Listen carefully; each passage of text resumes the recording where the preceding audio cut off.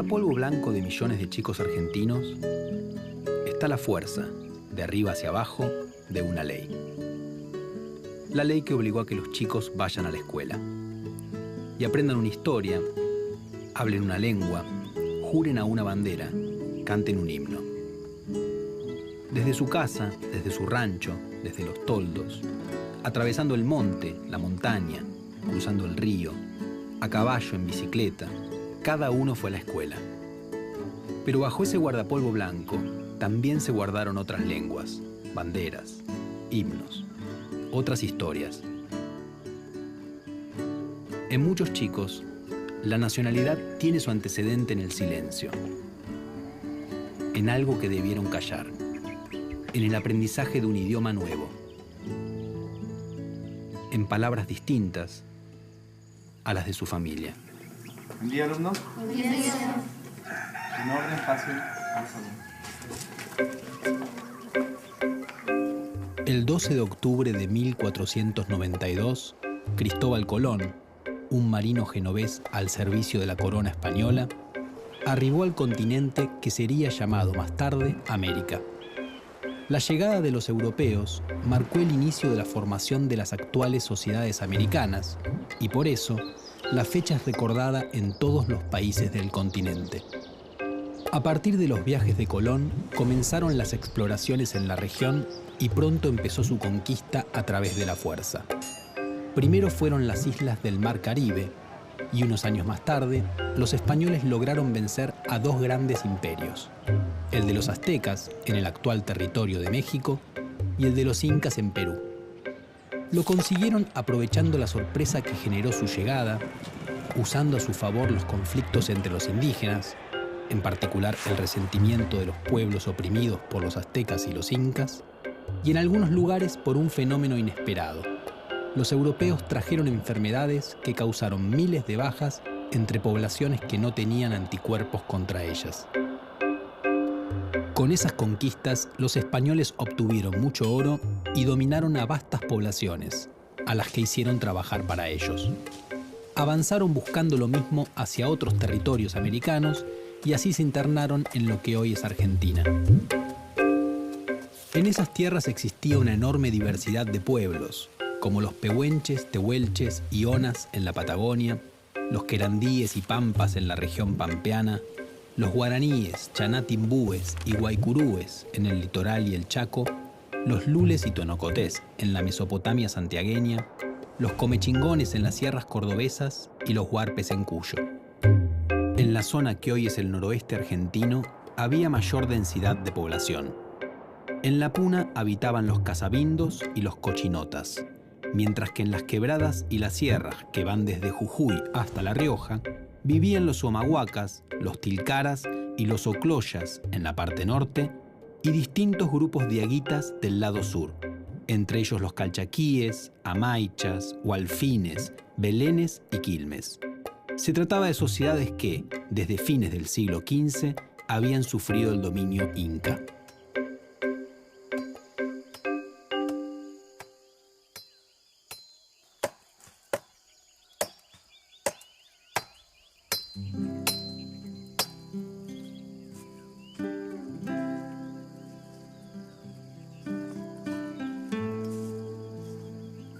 Ser wichí es simple nada más, porque wichí significa gente, es persona, ¿no?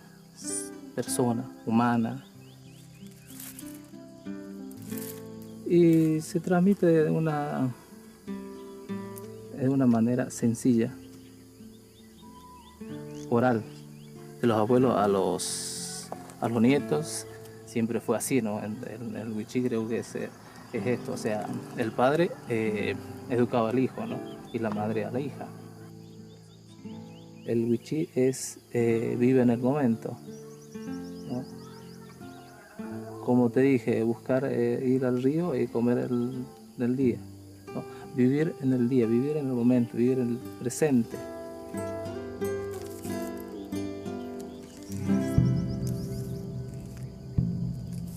La conquista del territorio que hoy es argentino fue lenta y complicada para los españoles. La primera expedición importante llegó en 1536 al Río de la Plata y fundó la ciudad de Buenos Aires, que debió abandonar unos años más tarde ante la presión de los querandíes. La misma expedición fundó Asunción, actual capital de Paraguay, y logró consolidar esa ciudad en medio de las tierras guaraníes. El noroeste de la actual Argentina, región a la que se llamó Tucumán, fue invadido a partir de 1543 por españoles que no habían obtenido lo que querían en la conquista del Perú, o que se habían tenido que ir de allí por enfrentamientos con otros españoles. Sus progresos en el Tucumán fueron lentos, porque encontraron una fuerte resistencia indígena y porque hubo conflictos entre los mismos españoles. Los conquistadores fueron apoyados por algunos grupos indígenas, a los que llamaron indios amigos. En general, los grupos nativos que anteriormente habían sido aliados de los incas colaboraron con los españoles y los ayudaron a combatir contra otras comunidades indígenas con las que ya venían luchando desde antes. Los españoles fundaron varias ciudades en el Tucumán, pero un levantamiento indígena en 1562 las destruyó todas, con excepción de Santiago del Estero, que fue sitiada. El levantamiento fue sofocado y en las décadas de 1570 y 1580 los españoles fundaron otras ciudades y consolidaron su poder sobre el litoral y el Tucumán. Sin embargo, allí la resistencia indígena se mantuvo durante mucho tiempo, en particular en los valles calchaquíes. La resistencia nativa en los valles calchaquíes fue muy prolongada, ya que durante 130 años se resistieron al avance de la conquista y la colonización española, ¿sí? Hubo 3 grandes periodos de resistencia y de rebelión. El primero fue liderado por el cacique Juan Calchaquí a finales del siglo XVI.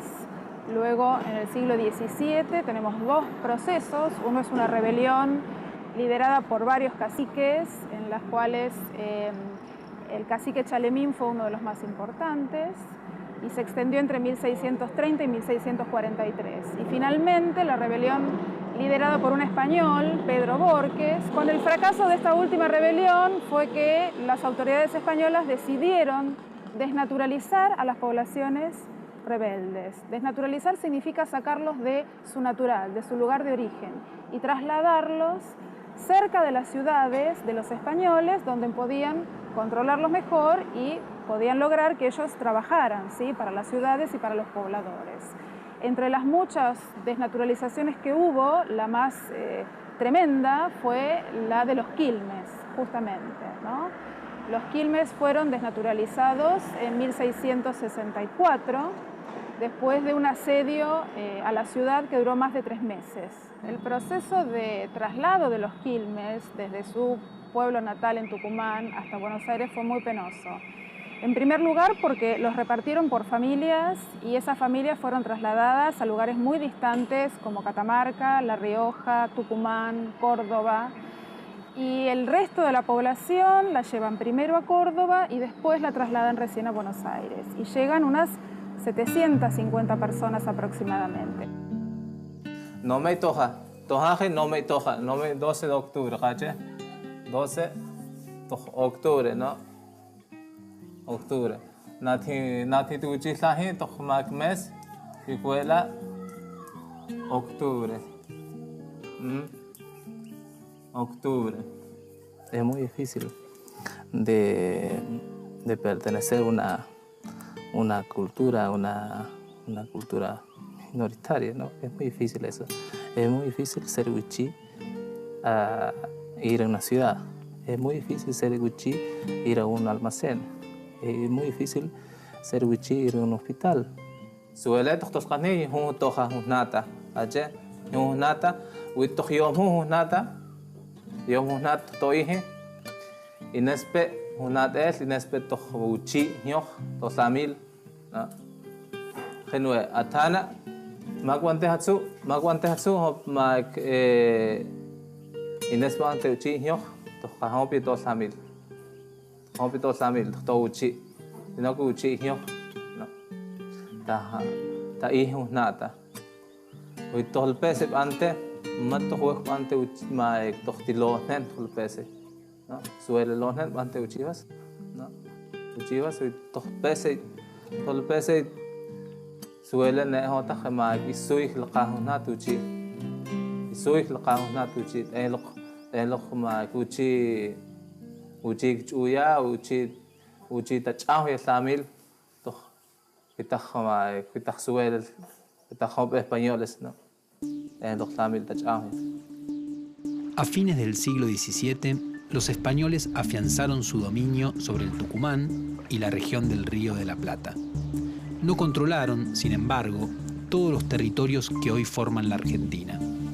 La amplia región del Chaco, el sur de las Pampas y toda la Patagonia estuvieron en poder de distintos grupos indígenas hasta mucho después del fin del dominio español en América.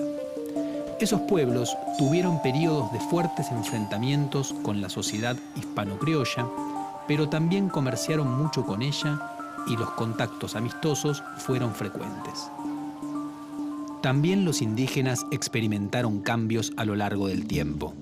En el siglo XVII, grupos araucanos o mapuches, provenientes de lo que hoy es Chile, se instalaron del lado oriental de la cordillera de los Andes y fueron conquistando o mezclándose con grupos locales, dando lugar a nuevas etnias.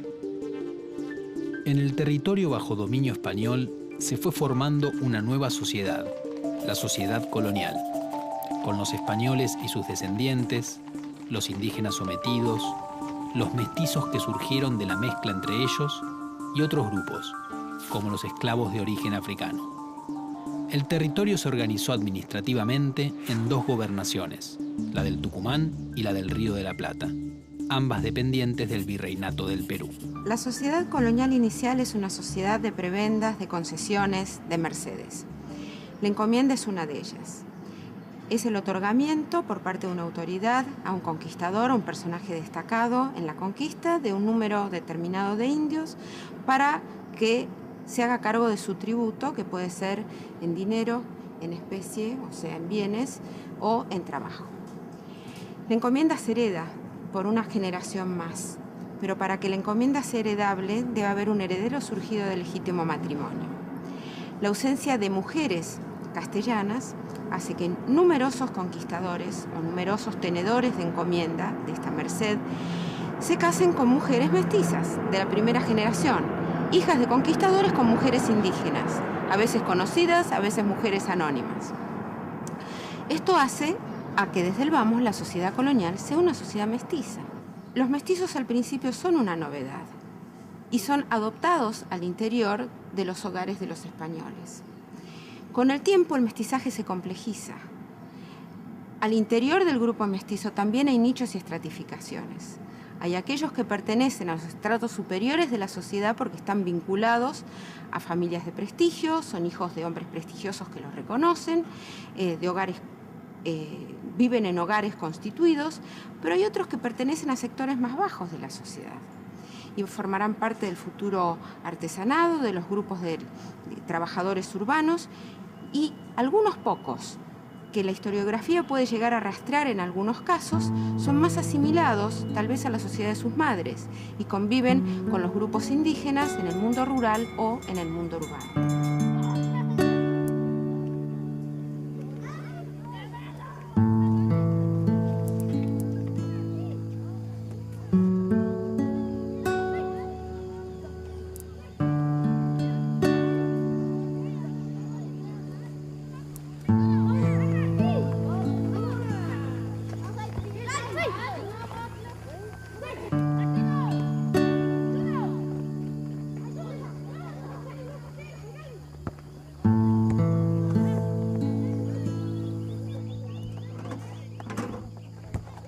Por ahí decimos nosotros, ¿a dónde comienza y termina la cultura del Wilchi? Nosotros lo que tratamos de hacer es que, por ejemplo, estudien, se formen, se capaciten, para que el día de mañana puedan ellos defenderse por sí solos, que no necesiten gente como nosotros. Entonces descubrimos que hay otras razas que existían en el mundo, ¿no es cierto? Y a partir de ese momento nos damos cuenta de que de que hay otras personas, de que hay otras, como hablamos siempre, identidad, ¿no? En los Tres Pozos, por ejemplo, tenemos una de las razas que habitan el territorio del Chaco, ¿no es cierto? Vemos entonces que en la parte de esta zona los Wichí, pero también tenemos en Resistencia, por ejemplo, los Tobas, y en la zona de Villa Ángela, por ejemplo, los Mocoví. Cada una de esas razas son diferentes, con un idioma diferente, pero si vos hablas con ellos te van a decir, para nosotros es un día de luto, el 12 de octubre no existe. Como no existe muchas veces el hecho de cantar Aurora o de izar la bandera, para muchos aborígenes eso no representa nada. El wichí y el criollo, ¿qué parecido tienen? ¿Saben qué parecido tenemos nosotros? ¿Los wichí y los criollos? Por ejemplo, ¿cuántas piernas tengo yo? Son 2. ¿Y ustedes? Son 2. ¿No? ¿Cuántos brazos tengo yo? Tengo 2 brazos. ¿Y ustedes? Tienen 2 brazos también. Es o sea, lo parecido que tenemos nosotros, ¿no? Entre el wichí, entre el criollo, entre los flancos, entre los tobas, entre los mocovíes. Todos somos. ¿Qué somos nosotros? Aparte de ser wichí, de ser criollo, de ser blanco, de ser toba, de ser mocoví. Somos personas. En América, toda la población indígena estuvo sometida a un impuesto especial que se llamó tributo. Ese tributo se podía pagar o bien en productos, o vendiendo esos productos, transformándolo en dinero, o bien en trabajo, en servicio personal, que era el antiguo sistema de que el imperio incaico había impuesto. El tributo en dinero o en especies obliga a la comunidad a organizarse, un trabajo colectivo para producir en conjunto esos bienes que tienen que ser entregados al Estado o al encomendero. En cambio, cuando es servicio personal, es individualmente cada persona que tiene que ir a tributar. Y eso también acrecienta los riesgos de la dispersión de la gente, de las huidas, de las rupturas de las comunidades. Para ese proceso de desestructuración que en el siglo XVI y sobre todo XVII se acentúa, en el siglo XVIII comienza a ver ciertos matices, las comunidades tienen más recursos legales, tienen más estrategias comunitarias. Entonces, el siglo XVIII y XIX hay muchas nuevas comunidades, a veces reorganizadas, a veces las mismas originarias, siempre con mezclas de todas maneras, pero bueno, pueden sobrevivir hasta el momento. Y en los últimos 20 años, sobre todo después de la nueva Constitución, con el reconocimiento de los derechos comunitarios a la tierra de las poblaciones originarias, estas poblaciones se han revitalizado, han reconocido sus orígenes indígenas, que a veces, digamos, los proyectos nacionales obligaban o tentaban a olvidarlos. En este momento se reconstruyen, a veces se reinventan, pero siempre, eso hay que dejarlo claro, siempre es legítimo. ¿Mi idioma? Sí. No sé. Se enoja. Tulo es vaca. No.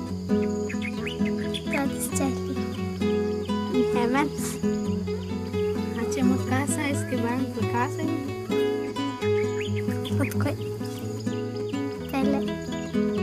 No. Y boca se dice toca. Hola. No te es un conejo. En 1776, las gobernaciones que ocupaban el actual territorio argentino dejaron de pertenecer al Virreinato del Perú y fueron incorporadas al nuevo Virreinato del Río de la Plata. En 1810 comenzó en la región la revolución que puso fin al dominio español. A pesar de que algunos de los revolucionarios, como Mariano Moreno, favorecían la inclusión de los indígenas, la mayor parte de los dirigentes de esos años y del resto del siglo XIX no compartía esa mirada. De hecho, la construcción de Argentina se hizo oponiéndose a dos de sus raíces, la herencia española y la herencia indígena. La primera se suponía atrasada e inmóvil, a diferencia del ejemplo que las élites rioplatenses encontraban en Francia y en Inglaterra. La herencia de los indígenas sometidos no fue pensada como parte de la nueva comunidad nacional, mientras que los indígenas no sometidos del sur y del Chaco fueron considerados salvajes a los que había que eliminar. Si bien hubo algunas pocas figuras que propusieron integrar a esos grupos, se impuso la mirada bélica. En 1879, el Ejército Nacional reunió la suficiente fuerza como para lanzar una campaña contra los indígenas del sur, a los que derrotó en la llamada Conquista del Desierto. Los grupos vencidos fueron desarraigados y separados, lo que llevó a una importante disminución de la población indígena. Algo similar ocurrió en 1884, cuando el ejército incorporó a la fuerza el territorio del Chaco a la Argentina.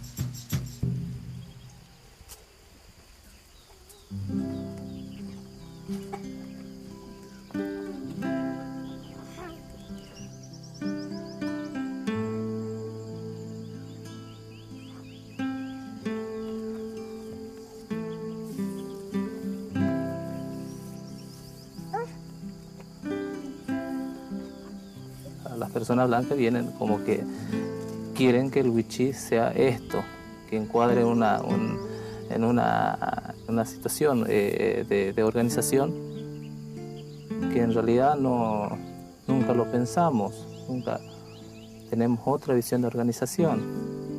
No sé, en realidad no sé a quién le dicen argentino.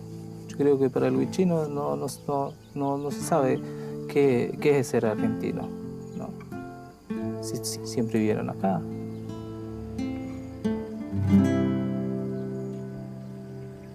Por ejemplo, los muy en la escuela Tojamaj. Acá piensa un poquito Toltoche. Toltoche es muy escuela. Ahí chimacos uno y hanej. Ajopie dentro de una educación. Una participación toda en escuela. O sea, tanto acción de todo año.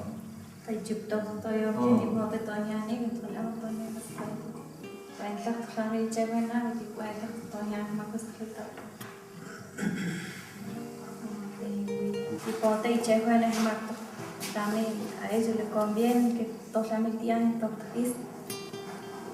motivuito kilómetros lo mantener también la checo en niños también checo en esto más conquistas nada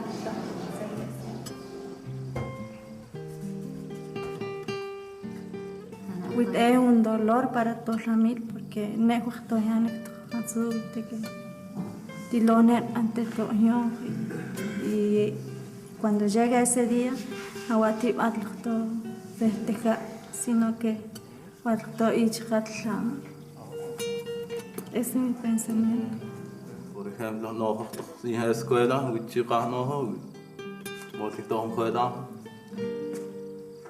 che no ni sueltani suel che juenik tanto che intentlit vigo suel tanyani che ulagut che juenik tengan todos la leche to exigir to chemet sueltos to son papel y hon chila ya de to hane to son to tahi suelta.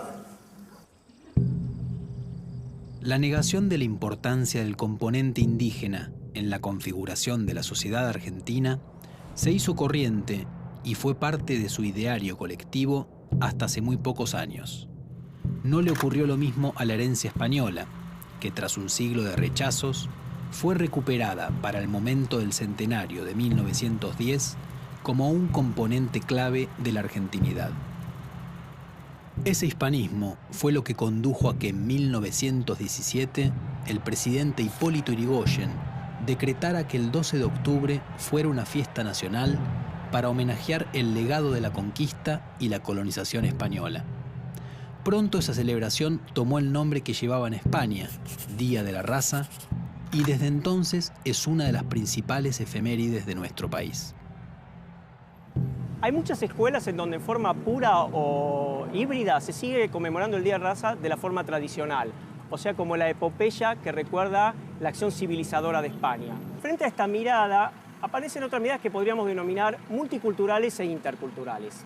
Una mirada intercultural y crítica, más que proponer una mirada moralizante sobre el pasado, sea en beneficio de indígenas o de españoles, propone una reflexión en donde los alumnos puedan comprender la lógica de los actores históricos y también comprender que el presente contiene muchos elementos del pasado, pero también mucha novedad. En este sentido, al analizar los problemas, por ejemplo, de las comunidades indígenas actuales, no se trata solamente de recuperar la identidad que tenían al momento de la llegada de los españoles, sino también de entender qué pasó en esa interrelación entre europeos e indígenas a lo largo de los siglos. En esta lógica, sin duda, se van a descubrir muchas instancias de dominación, de opresión, pero también amplios intercambios culturales que, si bien eran desiguales, no eran unilaterales. Sin duda, los españoles impusieron mucho a los indígenas, por ejemplo, la fe religiosa, pero también Europa adoptó muchas pautas y toponimias indígenas que de alguna manera hacen que no solamente los indígenas hoy ya no son como en tiempos de la conquista, sino que tampoco los europeos son como lo eran entonces. En este sentido, me parece que el 12 de octubre es una oportunidad para reflexionar, en definitiva, sobre nuestra identidad y cómo se construye una identidad.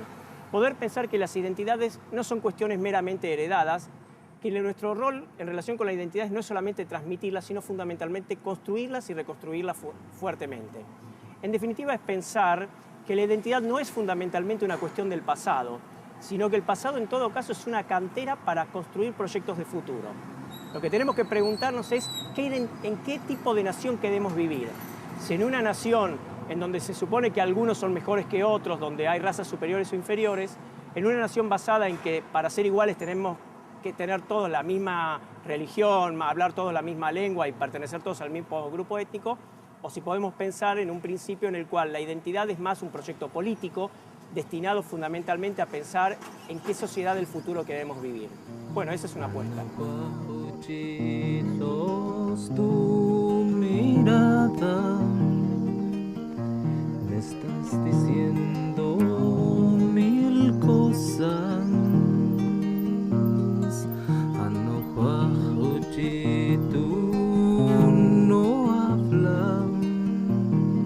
Llamar pueblos originarios a quienes antes se denominó indios no cambia su realidad automáticamente.